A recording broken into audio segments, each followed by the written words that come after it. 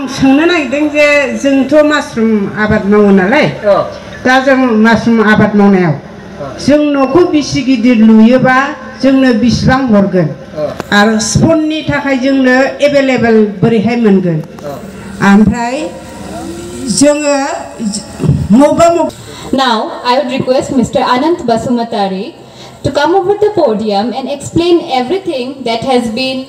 witnessed by us to translate in Boro.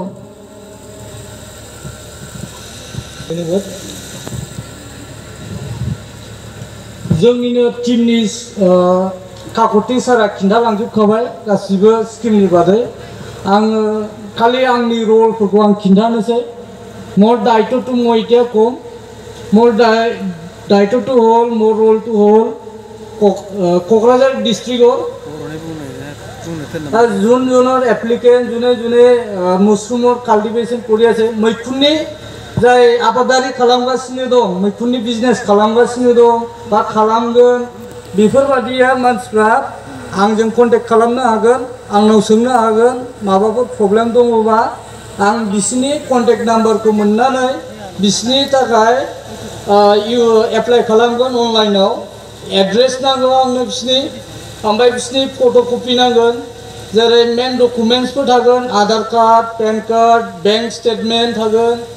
ओमफ्राय current बिल बा माबा हानि लेखा बेफोर थागोन बेफोरखौ आङो अनलाइनै आपल'ड खालामनांगोन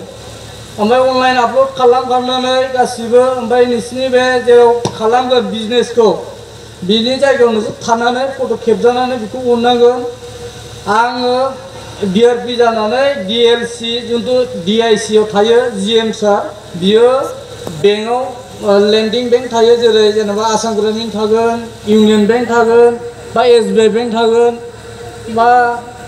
बेलेग थाबावगोन बेलेग बेंकफोर केनारा बेंकफोर थानो हागौ दा बेफोरनो बियो DLC सारा बेखौ फरवार्ड खालामहरगोन नोंसिनि जायफोरखौ आङो माबा आपल'ड खालामदोंमोन गासिबो बियो अनलाइन सिस्टेमजोब बे खुनु मिडलमेन गैया ओमफ्राय थाइसे थाखाबो गारनांगौ बे माबा गैया आरो रावखौबो हमनांगौ खोथा गैया खालि आंनि बे फन नाम्बार कन्टेक्ट नाम्बारखौ लानानै बा लिरनानै लानो हागोन आंनि कन्टेक्ट नाम्बारखौ दे 81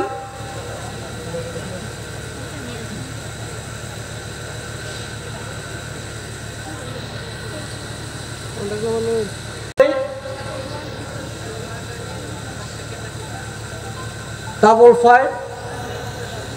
243 ओमफ्राय बेहाय बेलेग डिस्ट्रिक्टनिबो नुजाफैदों जानो हागौ बेलेग डिस्ट्रिक्टफोराबो DRP थायो आं बादिनो थायो बेलेग डिस्ट्रिक्टनि थाखाय आं कन्टेक्ट नाम्बारखौ हरनो हागोन आंनो फन हरनानै WhatsApp बे आंनि WhatsApp नाम्बार बे WhatsApp नाम्बाराव मेसेज हर बबे डिस्ट्रिक्टनि क'क्राझार डिस्ट्रिक्टनिफ्राय आंखौ डाइरेक्ट हमनो हागोन आंनि एड्रेसा जाहैबाय टेङापारा वार्ड नम्बर 5 बाजै हटेल खाथियावनो आं न'आवनो दा अफिस खालामनानै दं DIC आव जिरायथ'वाखै ओमफ्राय गासिबो जेरै FSI लाइसेन्सिं उडेम रेजिस्ट्रेसन बेफोरो जाहैबाय बेंकनि लन मोनखांनायनि उनाव बेफोरखौबो आंनिनो दायित्व आंनो नोंसिनि खामानिफोरखौ मावनानै होजोबगोन ओमफ्राय FSI आ जाहैबाय फार्स्टआव रेजिस्ट्रेसना जाहैबाय जायफोरनिया इनकामा 12 लाखनिफ्राय खम ओमफ्राय जायफोरना 12 लाखनिफ्राय बारा बिसोर स्टेट लाइसेन्सिं खालामनांगोन सेन्ट्रेल लाइसेन्सिं खालामनांगोन बेबादि ओमफ्राय FSI आ बारा थाङा सोरबाफोर सोंदोंमोन बेसे लायो बेसे मायो गिनानै दं बिनि थाखाय FSI खौ खालामाखै फैसा गैया बेबादि खिन्थु बारा लाया बिनि रेजिस्ट्रेसना जाय अकल 100 रुपिसल' 100 थाखाल' ओरैनो सोरबाफोर अनलाइन खालामो माबा बे कम्पिउटार DTP सेन्टारफ्राव खालामो बिसोर एसे बारा बिनो हागौ गावसिनि चार्ज लानो हागौ खिन्थु आङो बे 100 थाखा जिन्तु फिस बेखौ लानानै आं मावनो होगोन आरो नोंसोरखौ दा बियो बेफोरखौ गासिखौबो नोंसोर आंजों डाइरेक्टनो जगाजग खालामनो हागोन फ्रिलि नोंसोर जिखुनु डाउट दं आं हेल्प खालामगोन स्किम मोनजासिम आरो मोनखांनायनिबो उनाव जुदि नोंसिना जेनेबा लनखौ सुख'नो थाखाय नोंसिना टेनसन जागोन जे आं दिनै माल फाननो हागोन ना हाया बेसेनि माल फाननांगौ बेसेसो बानायनांगौ बेफोरखौ आं गासिबो टेकनिकखौ होगोन बोरै दिनै बेसेबां खालामनांगौ आबाद खालामनांगौ माबायदि खालामनांगौ ओमफ्राय किसुमान बेंकआ प्रब्लेम खालामदों कि मैखुना मोनसे सिजनेल होननानै बे मोनसे प्रब्लेम जादों दा सामार सिजनाव मैखुन आबादारिफ्रा मा खालामगोन मैखुन आबादारिया दा बेलेग बेलेग सिजनाव बेलेग बेलेग मैखुना जायो दा जाहैबाय आबाद माबा पेडिस्ट्र'खौ जागोन जाया जिगाबावनो बेरो बेना टेकनिकआ एसे आलादा फार्मिंआ खिन्थु बेबो इजिसो जेबो नङा गोरा गैया खालामनांगौ बेखौ हागोन ओमफ्राय वेस्टार्नखौबो हायो वेस्टार्नआ खिन्थु दा मार्केटसो लानो हागोन नोंसोर खिन्थु बेखौ नोंसोर कन्ट्रल टेम्पारेचाराव खालामनांगोन दै लुबाय थानांगोन बांसिननो साया होनांगोन बिनि टेम्पारेचारा मोनसे दंथ' 25सोल' बेखौ मेनटेन खालामनांगोन नोंसोर बेखौ मेनटेन खालामनो हाबानो वेस्टार्नखौ नोंसोर खालामनो हागोन ओमफ्राय किसुमान आबादारिफोरनो स्पाउना प्रब्लेम जायो स्पाउननि थाखायबो आंखौ कन्टेक्ट खालामनो हागोन दा आरो माबाफोर डाउटफोर दङबा आंखौ सोंनो हागोन दानो नमस्कार सर नमस्कार आं सोंनो नागिरदों जे जोंथ' मासरुम आबाद मावो नालाय दा जों मासरुम आबाद मावनायाव जों न'खौ बेसे गिदिर लुयोबा जोंनो बेसेबां हरगोन आरो स्पननि थाखाय जोंनो एभेलेबल बोरैहाय मोनगोन ओमफ्राय जोङो मबेबा स्पना खिन्थु नस्थ' खालामो जोंनि आबाद खालामनायाव आधा जायो आधा जाया बिदि जानायाव जों लसाव गोग्लैयो आरो ओमफ्राय जोङो बे प्रडाक्ट खालामखानाय उनाव जों बेखौ माब्रैहाय सेल खालामनो हागोन बेफोरखौ लन लानाय समाव नोंथांमोना खोन्थाहरनो हागोन नामा आरो जोङो बिसिबो गिदिर न' लुनायाव बिसिबां फैसा मोनगोन जों बिसिबां रिटार्न खालामनांगोन बेखौ मिथिनो लुबैदों सार ओरैनो बे न' बानायनाया न'आ दा सिजोनाव जिगाबनि खालामबा साबसिनबावसो थिंनिफ्राय खालामस्लायस्लाय रुफखौ आरोना बे जाहैबाय टेम्पारेचारखौ कन्ट्रल खालामगोन दा सामार सिजोनना दा थिंनि हिटजों बारासिनसो गरमसिनसो जायो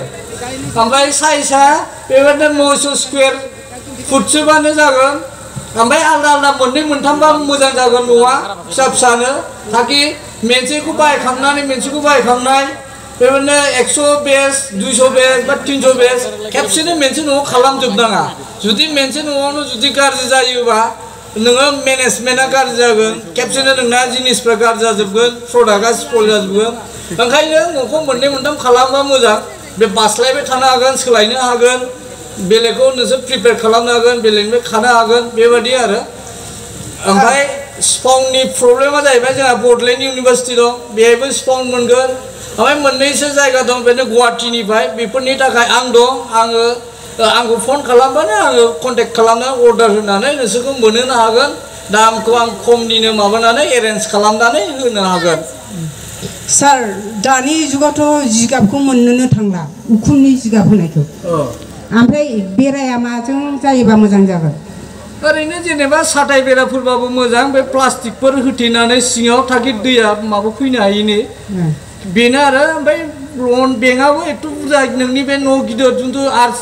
न'नि जुन्थु दा थिंनि बांलाफोर होनाया बेबादिखौ होआ बिसोरबो नोंहाबो एसे लुखानाय थानांगोन खम समाव जुदि नोंसोर न' लुनायावनो फैसाखौ गारजोबोबा मेचिन बायनो माया थागोन बेफोरबायदि खोथा जायो नालाय ओमफ्राय एमाउन्टआबो बुरजा जायो नों न'आवनो जुदि 1.5 लाख 2 लाख गारोबा नोंना एमाउन्टआ 3 लाख 5 लाख जाहैगोन अब्ला नोंहा लन सुख'नोबो दिगदार जाहैगोन ओंखायनो बिनि थाखायनो न' लुनायाव बांद्राय गारनाङा ओमफ्राय ओरैनो टेम्परारि लु ओमफ्राय बेबादिनो जिमान नों हायो ट्रेडिसनेल हायोबा नोंनि टेम्पारेचारा जिथु हिटआ बेखौ नोङो कन्ट्रलजों हागोन कन्ट्रल खालामनो सार बेबादि प्लास्टिक होबाथ' रासिनसो गरम जागोन नामा नङा सिङाव ना सायाव साथायनानै सिङावसो होनदां सायाव नङा सिङावसो थारमाने मैखुना बुहुद नरम नालाय बुहुद